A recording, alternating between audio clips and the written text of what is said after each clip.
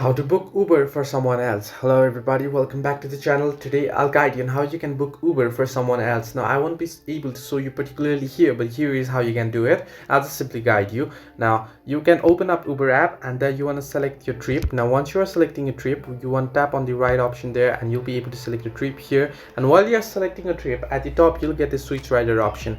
Now since the Uber is unavailable in my region here, so I'm not being shown the option, but here if you have the option while you are typing on where to, while you're typing in your destination, there you'll get the switch rider option. And once you tap on switch rider option, there it'll ask you to select a contact from your contact list. You want to select a contact that you want to book a ride for, and from there you'll be able to book a ride for them. So this way you can book on Uber for someone else. Hope this helped you. Do like and subscribe, and do not forget to leave a comment down below if you have any further issues.